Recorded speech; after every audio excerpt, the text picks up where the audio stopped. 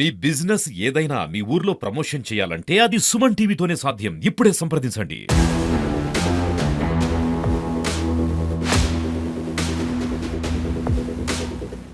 Hi hello నమస్తే welcome to Suman TV. నేను మీ ముద్దం విక్రమ్. ప్రస్తుతం మనం నిర్మల్కు దగ్గరలో ఉన్నటువంటి చిట్టెల్ గ్రామంలో ఉన్నాము. మొన్న ఇక్కడ శ్రీశాంత్ అనే బాలుని అతి కిరాతకంగా మద్యం మత్తులో ఒక యువకుడు బాలుని అయితే చంపేయడం అయితే జరిగింది. అది కూడా రాళ్లతోని కొట్టి చంపేయడం అయితే జరిగింది. పచ్చని పల్లెలకు పట్టి పీడిస్తున్న పురుగు ఏదైనా ఉంది అని అంటే అది మద్యం దుకాణాలనే మనం చెప్పవచ్చు. మద్యం మత్తులో అతి దారుణాలు అయితే జరుగుతూ ఉన్నాయి.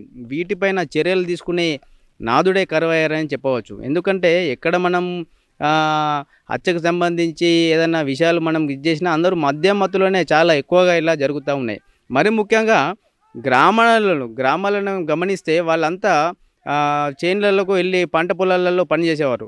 పంట పొలాల్లో పని చేయడం అని అంటే సేద్యం చేయడం అని అంటే అది ఎంతో శ్రమతో కూడుకున్నది. కాబట్టి రైతన్నలు చిన్నగా ఈ కళ్ళుకు అలవాటు పడడం అయితే జరుగుతూ ఉన్నది. దాన్ని ఆసరాగా తీసుకొని ఈ కళ్ళు దుకాణాలు, ఈ మద్యం దుకాణాలు చాలా పెద్ద ఎత్తున ఇలాంటి గుల్ఫారంతో సంబంధించిన మద్యం తయారు చేసి అమ్మడం వల్ల చాలా అనర్థాలు అయితే జరుగుతూ ఉన్నాయి. ముఖ్యంగా ఇలాంటి ఘటనలు జరిగినప్పుడు ఎప్పుడు చూసినా కానీ ఒకటి మనకు వినిపించేది ఏంటంటే మద్యం మత్తులో. ఇప్పుడు ఆ బాలుడు కూడా మద్యం మత్తుల్ని ఆ యువకుడు ఈ బాలుడిని హత్య చేయడం అయితే జరిగింది. మరి ముఖ్యంగా చెప్పాలంటే ఈ ఈ దుర్ఘటన ఇది ఒక వేరే గుణం. అది ముఖ్యంగా చెప్పాలంటే ఆ బాలుడిని రేప్ చేసి చంపడం అయితే జరిగింది. ఇది ఎంత దారుణం అని అంటే, ఎందుకంటే మనకు ఆడ మగ అని తేడా లేకుండా మద్యం తాగుతే చాలు వాళ్ళు ఇలాంటి దుర్ఘటనలకు ఒడిగడుతూ ఉన్నారు. అది ఎంత బాధాకరం అంటే అంత బాధాకరం. ముఖ్యంగా వాళ్ళ ఫ్యామిలీకి గమనిస్తే అక్కడ ఒకే ఒక్క కొడుకు, వాళ్ళు చేతికస్తుడన్న టైంలో ఇలాంటి ఘటనలు జరగడం అనేది వాళ్ళ కుటుంబానికి తీరని శోకం మిగిలిచిందనే చెప్పవచ్చు. ఇక్కడ మనం గమనిస్తే ఇక్కడనే వాళ్ళు నైట్ ఇక్కడ మద్యం ఇక్కడ తాగారని చెప్పి చెప్తా ఉన్నాడు.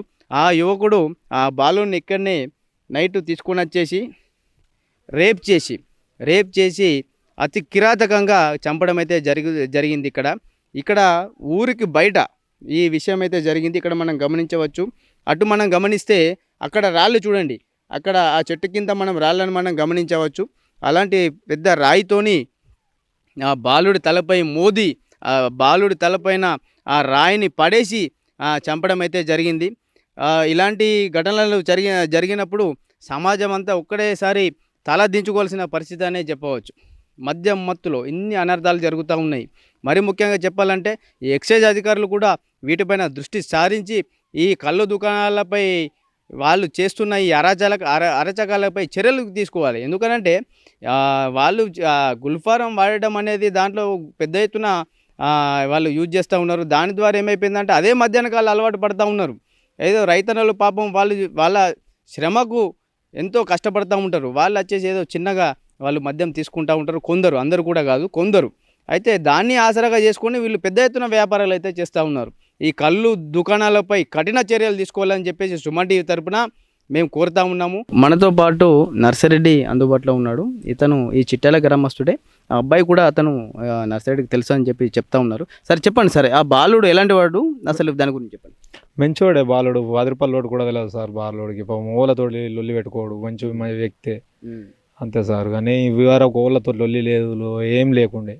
ఆయనకు ఎట్లా అయిందో ఏం కథనో, ఆయనకి రక్ష ఏమైందో సార్.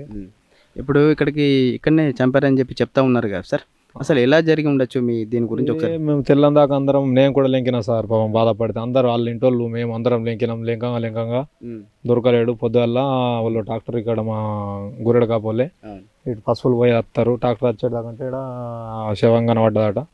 కనబడగానే వాట్సాప్లో అందరికి గ్రూప్లో పెట్టేసిండు. పెట్టేయగానే చిట్యాలు అందరు వచ్చారు, ఎస్ఐ అందరు వచ్చి చూసారు సార్. వచ్చి చూసి అది లేపలేరు బాడీ. కుక్క వచ్చింది, కుక్క వచ్చినాక కూడా ఎటు తిరిగిన ఏం కథ అని ఆ పిల్లని పట్టేసుకున్నది, గుండెలో పిల్లని. ఇప్పుడు బండతో ఎక్కడ ఇది చేసింది సార్? అది ఇక్కడనే సార్, ఇక్కడనే తలపైన కాదు సార్, పురుషుల పైన చేసి. అంటే పురుషుల పైన అంటే మర్మాంగం ఉండే ప్లేస్లో అతి కిరాతకంగా బండతో మనం కూడా చూడలేం కదా సార్, మనం కూడా చూడలేం కదా ఏ రాత్రిలో ఎప్పుడు చంపాడు ఏం కథ ఏ టైంలో మనం ఆ టైంలో ఇటు వచ్చిన వాటికి దొరికిపోతుండే నచ్చు అటు కట్టలేంకినాం మేము. అదే అదండి అతి కిరాతకంగా మన మర్మంగా ఉండే ప్లేస్లో బండలతో కొట్టి దాంతోపాటు తలపైన కూడా ఆ పెద్ద పెద్ద బండలతో కొట్టి చంపేయడం అయితే జరిగింది. ప్రభుత్వానికి విజ్ఞప్తి చేస్తున్నాం ఏంటంటే ఈ కళ్ళు దుకాణాలపై కఠిన చర్యలు తీసుకొని ఇలాంటి ఘటనలు పునరావృతం కాకుండా చర్యలు తీసుకోవాలని చెప్పేసి, మరీ ముఖ్యంగా వీళ్ళ ఆగడాలు ఎట్లా అయిపోయిందని అంటే ఈ ఊళ్ళల్లో ఈ మద్యం తాగేవారి అలవాటు చాలామందికి ఉంటుంది. ఎందుకంటే వాళ్ళు కష్టపడతారు కాబట్టి పొలాలలో కష్టపడి సాయంత్రం వస్తే కొద్దిగా రిలాక్స్ అయ్యడానికి కొద్దిగా కళ్ళు తాగుతూ ఉంటారు.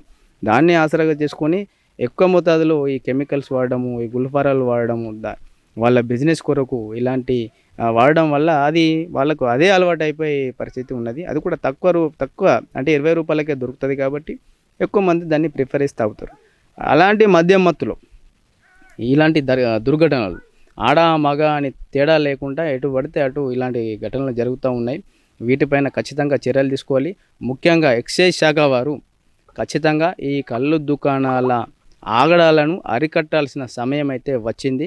ఇకనైనా అందరూ వీటిపైన శ్రద్ధ వహించి కళ్ళు దుకాణాలపై కఠిన చర్యలు, ఎవరైతే గుల్ఫారం ఎక్కువ వాడతారో, ఎవరైతే కెమికల్స్ వాడి ఇవన్నీ చేస్తూ ఉన్నారో వాళ్ళపైన కఠిన చర్యలు తీసుకోవాలని చెప్పేసి మేము సుమన్ టీవీ తరఫున మేము డిమాండ్ చేస్తాము.